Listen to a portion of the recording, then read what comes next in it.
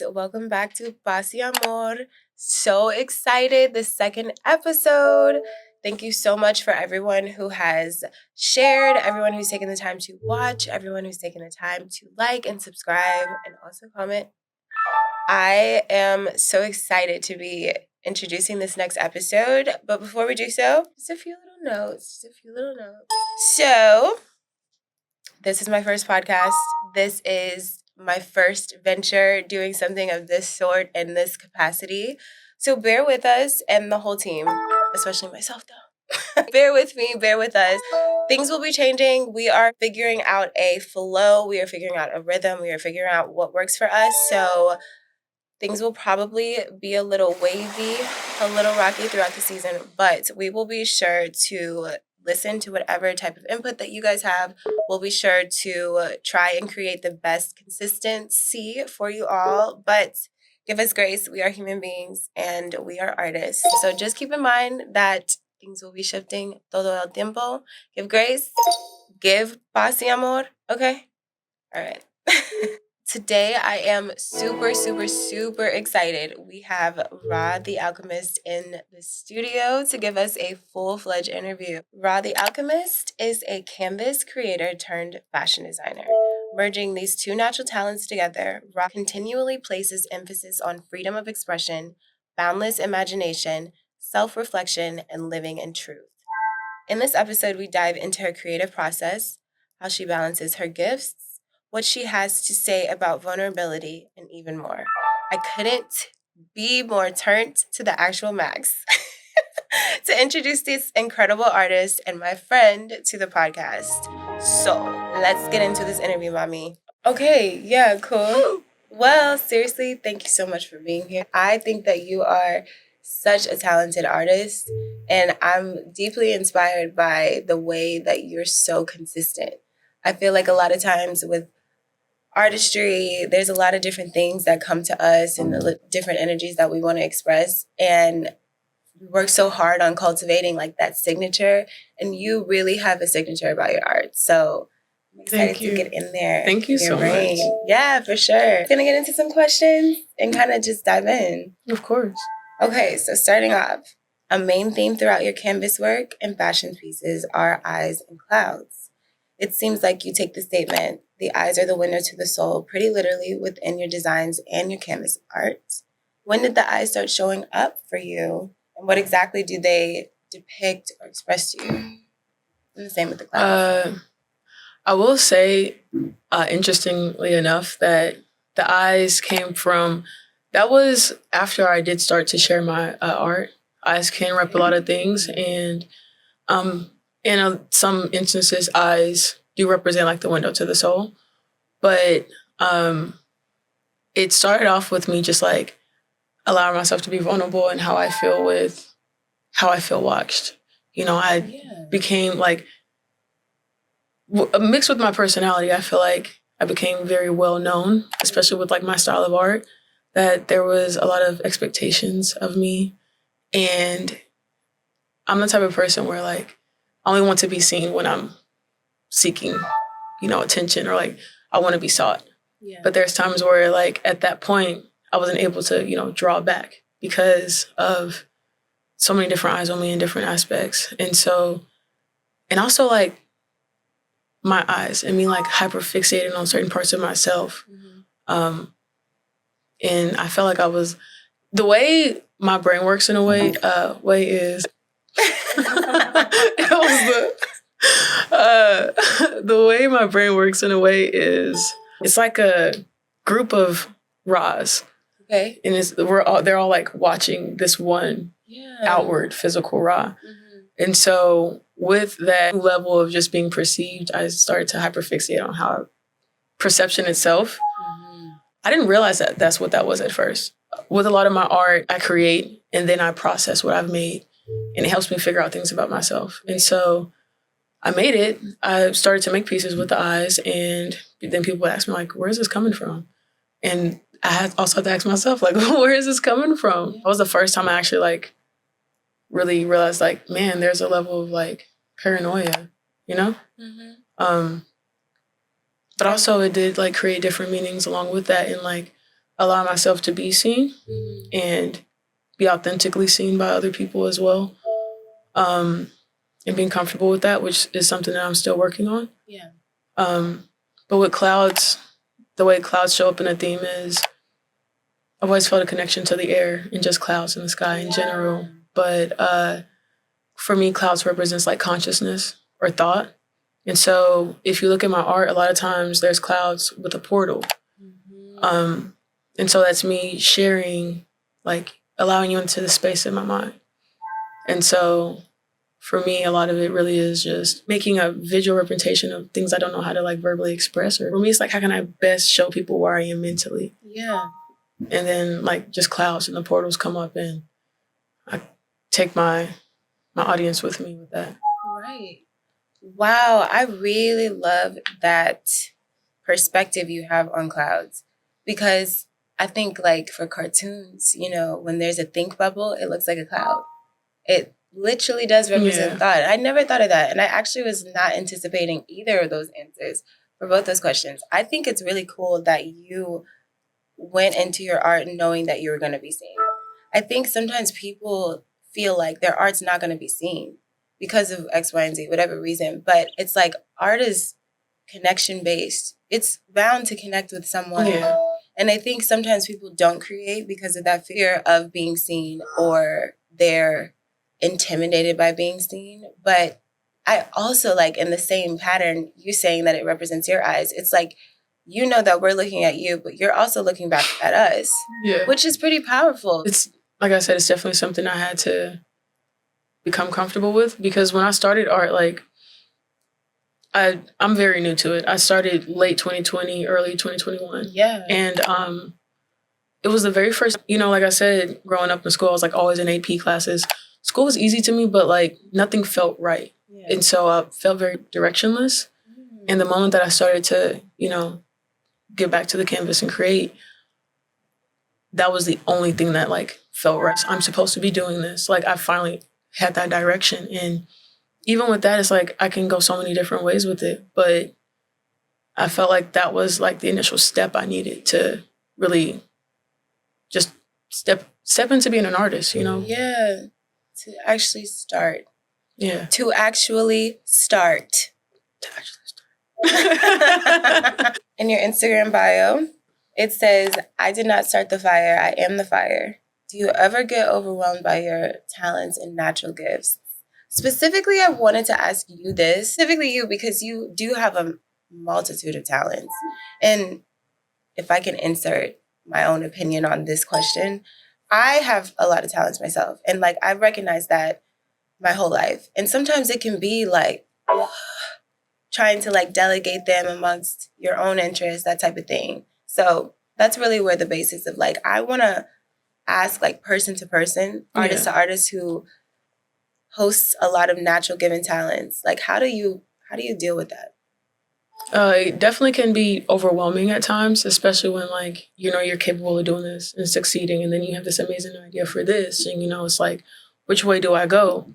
And I feel like a lot of creatives, especially, you know, of course, artists as well, but creatives especially run into that because, you know, when you have that drive to create, it can lead you in every direction. But the best way I can put it is I had a friend and he loves to paint, but he also loves to do photography. And it was always one or the other for him. Right. And it led to, honestly, him just not doing anything for a very long time.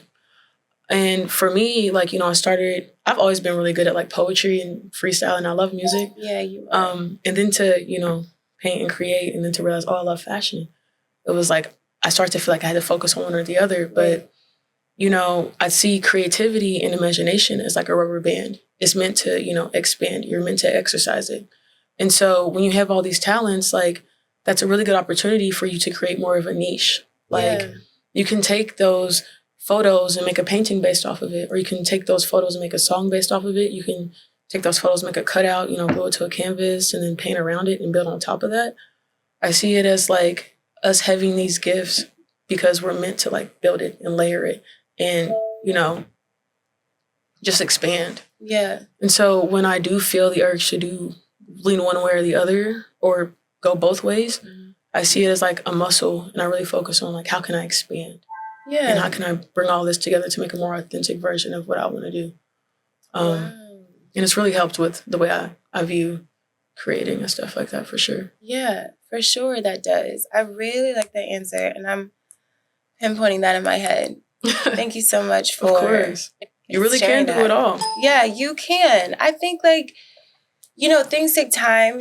Things are not microwavable, like, and sometimes certain things require like singular focus. But I think like if it's in you, like you're meant to do all those things that are in you. So I agree with that. I'm a big person who believes you can do it all. Not by yourself, but you can. There's no reason you shouldn't be able to do it all. Yeah. Yeah, I totally feel that. Do you have specific motivations that keep you going? No, obviously your self-motivation. But what's your key and any tips for like your own satisfaction in your art? Really, it's the way I've been able to connect with other people. Yeah, that is a lot of force. Yeah, like, for me, like even the way I do create, like what you're gonna see is not what I see. Yeah, and so I love that lens through your perception of life and how it was able to impact you or what you took from it. A really good example of that is like I had this painting that I was working on for a couple of weeks, and I was looking at it super closely and I'm focused on the details of it. And I hang it up in my room, and it's there for like 3 months. And then my nephew comes in, and the first thing he says is, "That's a fish." I'm like, "What?" Which is crazy because he's a Pisces, but he was like, "That's a fish." Mm-hmm. And for the first time, I took a step back and I looked at it, and I'm like, "That's a fish." Yeah. And I was able to, still see the details that I made within it. I was also able to pull the lens back and be like, the bigger picture, this is a fish. And so my goal is to, look through people's lens, be able to sometimes take a step closer, take a step back, and like really, that's where I feel like true connection is being able to be like, I see it a different way than you, but we're still looking at the same thing. And I respect your perspective or the way you view that. Yeah. And it's even given me tools to like, outside of art, in my relationships, being like, we don't agree on the same thing, but I respect what you view and how you view it. And, two things can exist at once. 100%. So it's something I'm continuously learning. And that really is my drive. And just to be able to like give back. Because for me, like there's times where like I'll have a show and I don't sell anything, but I'm meeting a lot of cool people. I'm making a lot of amazing connections.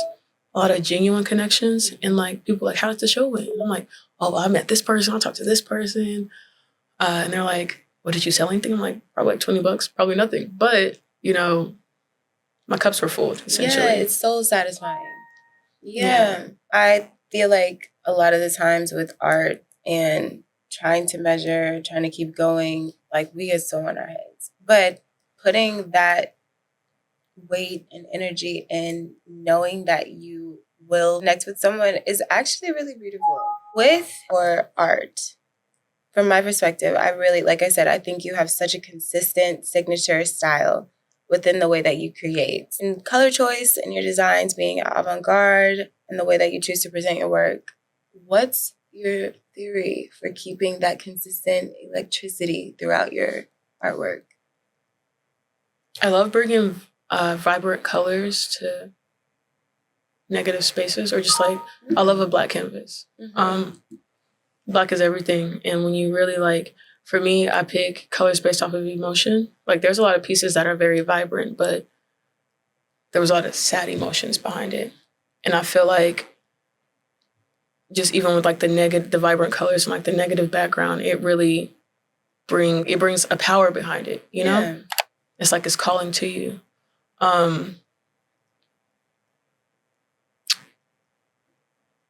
Ask the question again, my fault. Yeah, no worries. Talking about like your consistent electricity, and actually thank you for having me ask that question again because I asked it wrong.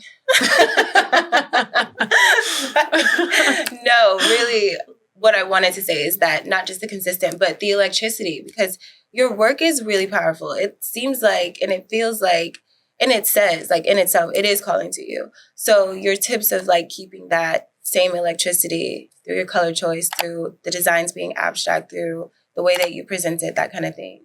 And of course, what you were saying about starting with the negative space. black canvas, which is interesting. A lot of people start with the white canvas.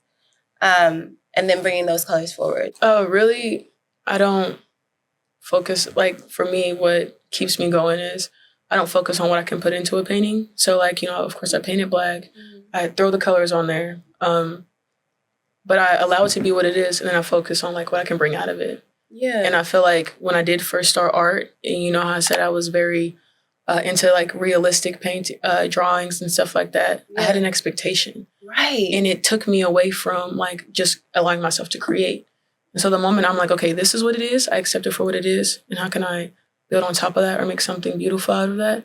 That's what really keeps me going, is because I surrender to control in a sense. Yeah. And I just allow myself to flow. Yeah. And when you're in that flow state, you'll be surprised what you can come up with, really. Fully. Your art feels very flow state. I feel like when I'm looking at the designs and, like, you take the first glance and you're like, wow, like, that is something powerful going on. But then you take the time to examine the details, and it really does look like you were just really in that, and you let yourself surrender to your gift, which is so beautiful. And for sure, that's what keeps that electricity there. Wow. Flow state, creative process. I really like that one. Recently, you had a name change from Rah the Sunchild to Rah the Alchemist. Whenever I see name change for any type of artistry, I think, like, that's an intentional shift in their head. That's like, we're focusing on something, we're going with it, we're going to be clear and concise with it. Is there something significant that happened?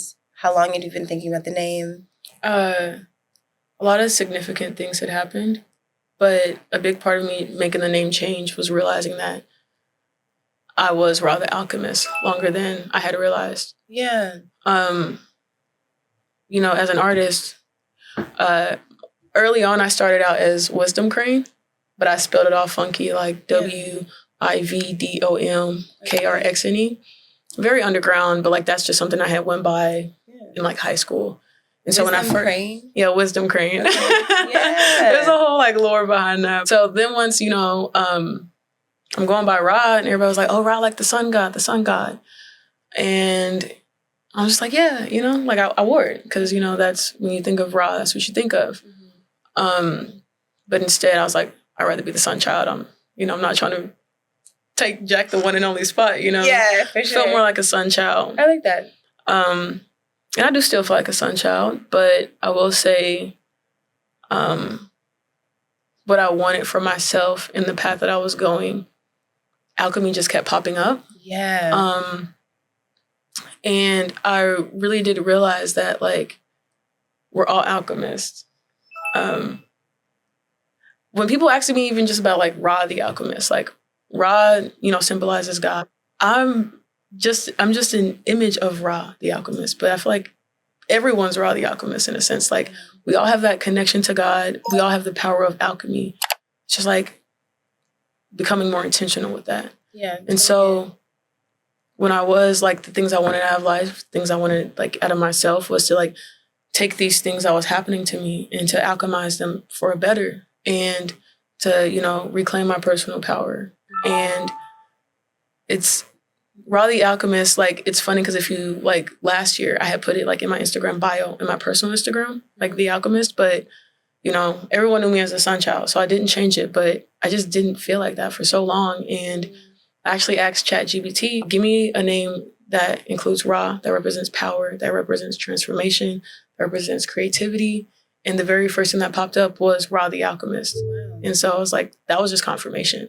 Fully. And so there was so many things that was telling me I was Rah the Alchemist, and, like, how I was feeling, outward things that I would just come across, that, like, I finally was just like, I really haven't felt like Rah the Sunchild for a while. Yeah. And so I just stepped into it, really. Yeah, literally stepping into it. That's beautiful. That's, like, such a process of allowing, accepting, and agreeing. And it takes all those things. Yeah. There has to be, like, the harmony to let something just commence forward. Yeah. Wow, that's, like, actually stunning.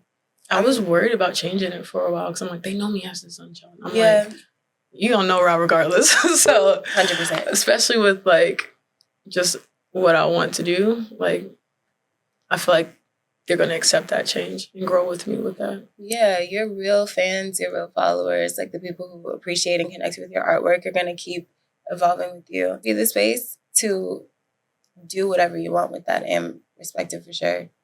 I love that. Yeah, I mean, 1,000%, that's what it is. I'll be there. What is the ratio you say that you freehand your fashion designs and your canvas work versus like having your plan ready and you know what you're going to do? 1,000%. No. Which Darian just talked to me about. She's like, baby, you can use a concept sometimes. Yeah. And like with my portals, there is more of like a concept. But really, I'm gonna make a portal. I'm gonna pick the colors. If you look inside the portals, those are the most planned out because, you know, there's a design or like a theme. Mm-hmm.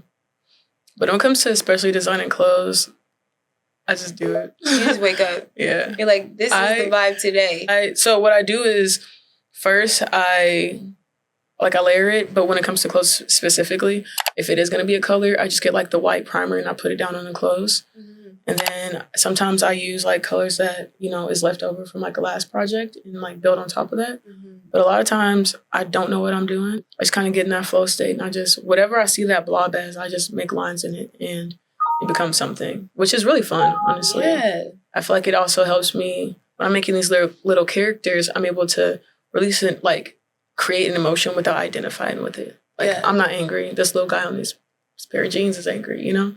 I'm not sad. This little character on the shirt is sad, you know? Yeah. And so it allows me to like express that without feeling a connection to it. Yeah, I really like that. I really like that, giving your characters the emotion. It's not me crying, it's you crying.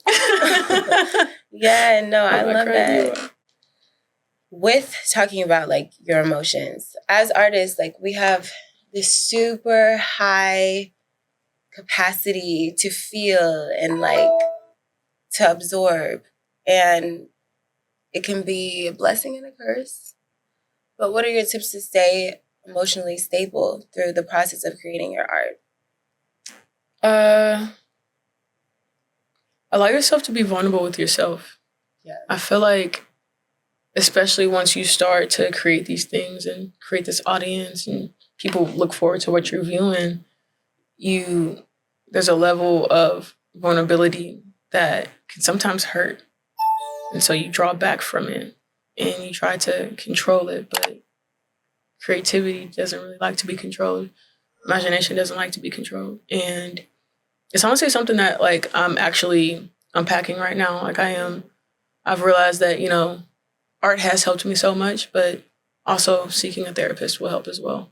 Yeah, 100%. Especially when like you're creating so much does bubble up and that it's okay not to have the tools to deal with that on your own. Yeah, totally. And so for me, it's really just being vulnerable with yourself, but also being honest with yourself. Mm-hmm. And where I'm at right now is me being honest enough with myself to realize that it's okay to, you know, seek help. Mm-hmm.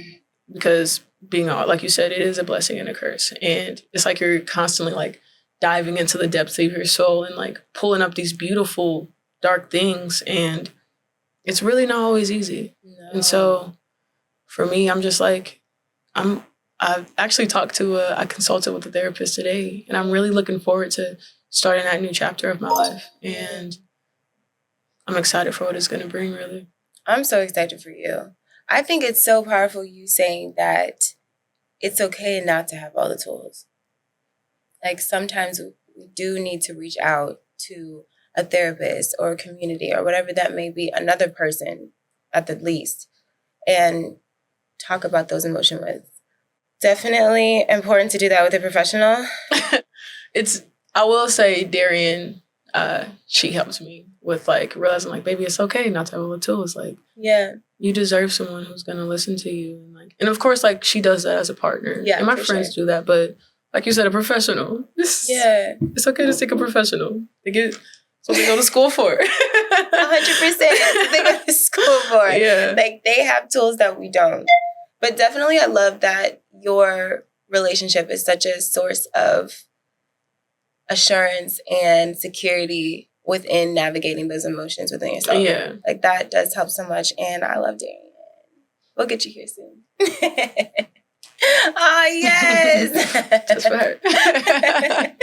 Yeah, no, that's beautiful. I feel like I want to ask these questions to artists because it seems like so obvious. Like, just be real with yourself. But it's like, as obvious as that may seem, like people really have a hard time with that.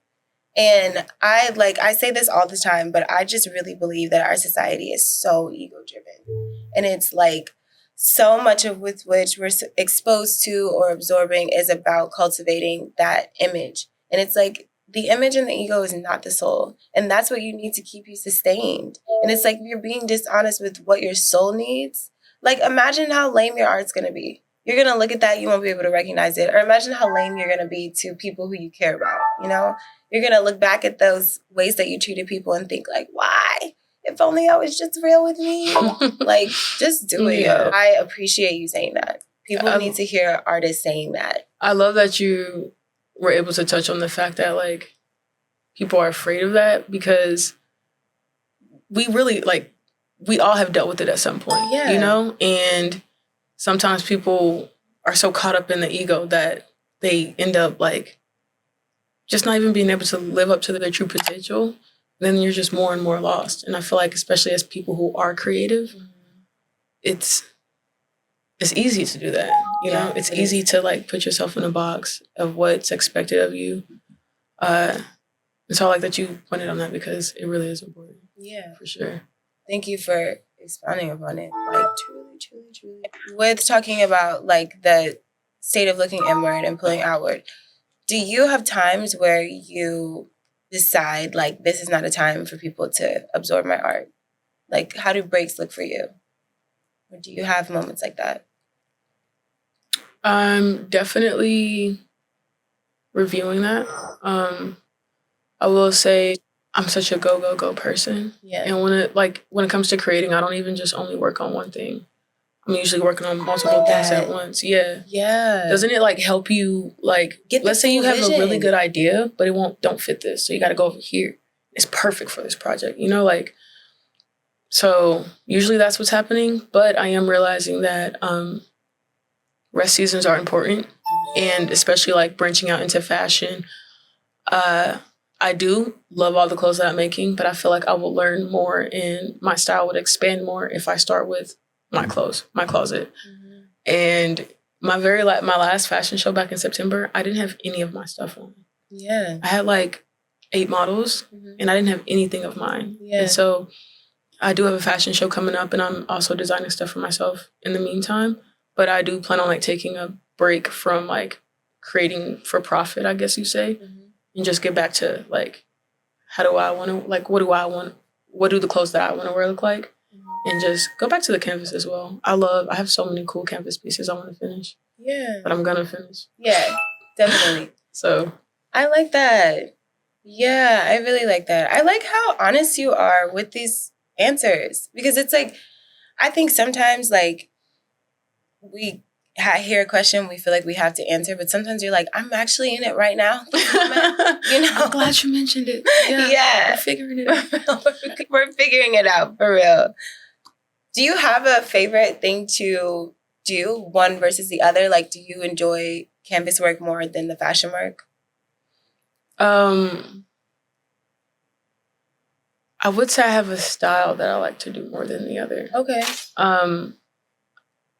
I like to do paintings of like it's a black canvas and essentially like the pictures are of me, but it can be anybody. And I paint them like in negatives. So like where your hair will be dark, it'll be light. And like where your skin will be dark, it'll be light. And I have a picture on my Instagram, my absolute favorite picture. It's like a 3x3, one of the largest paintings I ever did. Okay, yeah. And it's of like me wearing my hair up in this wig style. Mm-hmm. And something about just like painting, I view it as like our astral body. You know? Mm-hmm. And so I love that because I feel like there's so much power behind it, especially like with the way I like paint the locks and stuff like that, or just honestly like coily hair in general. Yeah. And like there's just a power behind it that like always draws me in every time I do it. And I feel like that's how I see like myself and others when I close my eyes and meditate. So that's my, I don't have, like, a lot of the pieces that I do have like that, they're not owned or sold because I love them so much. I keep them. Need them. Yeah, no, I totally get that. Wow, I love that. Coily hair, locked hair is powerful. It does suck you in. I totally agree with that one. Wow. I don't think you've seen the painting in my room, but, like, it's, like, if you, next time you come over, you got to look at it. Like, there's times where I just stand in and I'm just like, this is so cool. Yeah, definitely. I would love to take my time with it, for sure. That's the best thing about canvas work. You can really look at it forever. Yeah. Forever and ever and ever. You see something different, you feel something. You do have such a love for music, and you have such appreciation and honestly such a talent for freestyling. Like,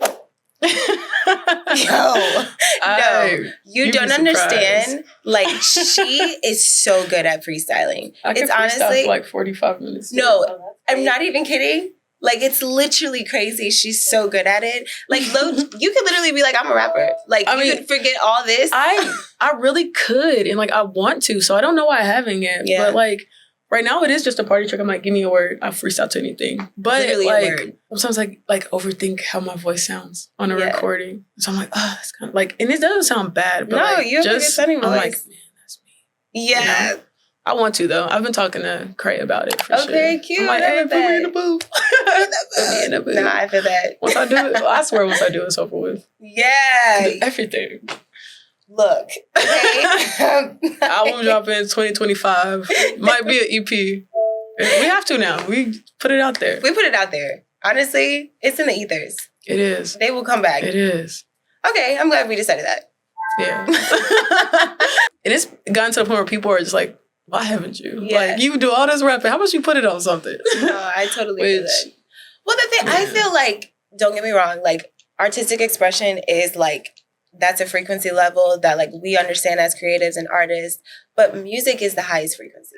So it's like, when you decide to tap in, it's a different level of calculation going on in the brain. That's a different level of, like, commitment to something. Like, so I can understand, like, you being like, it's coming, but like, because it's like, I just feel like when you decide to do music, and I know obviously, like, all things, sometimes music does not, like, it's not going to be everything all at once, but, like, to that, when you pour into that has to be a different level. I will say that, like, especially the reason why I see myself, like, I really do want to pursue it now is because, like, when I freestyle, it's, like, light, you know? It's playful. I'm like, give me a word. Mm-hmm. But when I do sit down and, like, I write things, it's incredibly vulnerable. Yeah. It's not, like, you know, depressing, but, like, if you ever got a question how I feel, it's there. And so with me being, like, more comfortable with being vulnerable, I can definitely see myself doing music, especially now, because of that.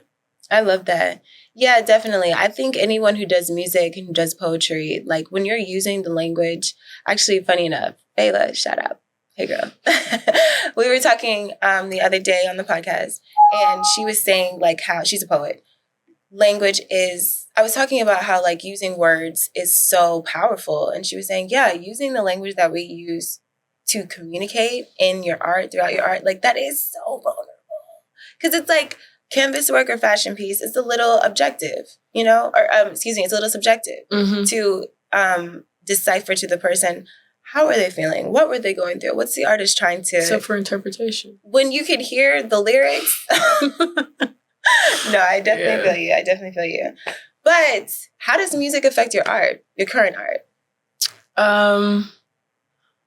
Interestingly enough, I listen to a lot of healing frequencies when I create. There are times where, like, I do find myself listening to music sometimes when I'm creating, but I, like, have a playlist and sometimes I'm like, I don't feel like I'm not in that mood right now. So if I just listen to, like 8-hour long, you know, healing frequency or something like that, or just like more calming music, it really does help me remain a consistent flow, you know, instead of like a song that's gonna, you know, change tempo, change bass, like, you know, because then I'm like, hold on, I gotta stop what I'm doing to click, click, click, find what I'm looking for. So usually before I create, I do like find myself hyping myself up, like, or I take a little break, listen to some music, probably freestyle. Yeah. Like, allow myself to, like, get there. And then I sit back down and I put the healing frequencies back on. Yeah. Oh, I love that. I love that's the music that you use to create. That makes a lot of sense. And I really like what you said about consistent flow. Because when you do have a playlist, you do have to worry about the tempo changing.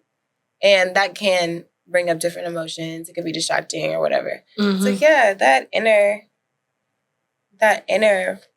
that's like a soul connection, those frequencies. Like you're literally balancing your soul and your spirit when you listen to that type of thing. I love that. Do you have like a favorite channel, a favorite like album or something? There's like I don't even know their name. Hold on. Let me look it up. Yeah. I also sleep to it. Yeah. It's called Meditation Everywhere on YouTube. Okay, cool. Yeah, they're cool. All right. They have them super long too with a black screen. Yeah. So like, especially if I'm sleeping, I need that black screen. Right, because the worst thing about the vibrant. I'm like, it's 4 a.m. For real. Just turn the whole TV off. It's not even worth it. Yo, that black screen says. Shout out. Meditation Everywhere with the black screen. Okay. They got like 90-hour long videos. I don't know who's going to need 90-hour long videos, but if you do, Meditation Everywhere. Oh my God, that is amazing. We'll listen to the same podcast as us. I mean, not podcast, same video for a week. Yeah, yo. I mean, I don't know. Honestly, that makes me want to like do a study. Because that is crazy. 90 hours? I don't think I didn't even know they could do videos like that on YouTube. On YouTube? That's what I'm saying. Please, don't tell me that I can put a 90-hour video on YouTube. I might do it. Those are all my questions. I really enjoyed this conversation with you. And you really put so many, like, seeds in my brain. Like, you gave me so much to think about. And I am excited to be thinking. And you gave me stuff to think about. Yeah. I'm like, I'm glad she said that because I'm actually trying to figure this out. That's my current season right now. Yeah, so. For sure. Well, I mean, I would love to have you back. Absolutely. For sure. Yeah. Okay, awesome. Well, definitely we will be diving in continuously. Thank you so much for being on the podcast. Thank you for having me. I love it here. It's awesome. Yeah. Before, though, please tell us where we can look at your future projects. Yeah, you can look at my future projects. Rah The Alchemist on Instagram and TikTok. That's RAH.THE.ALCHEMIST.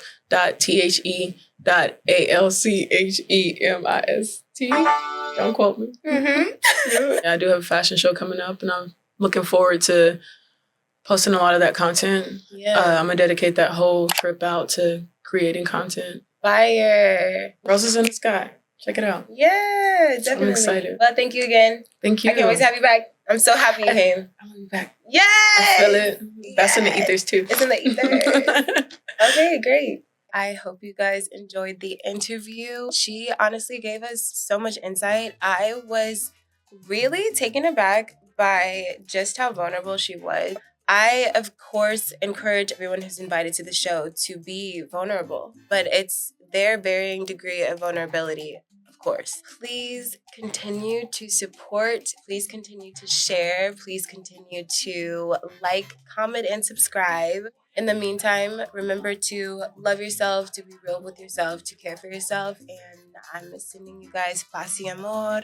Siempre. Besitos.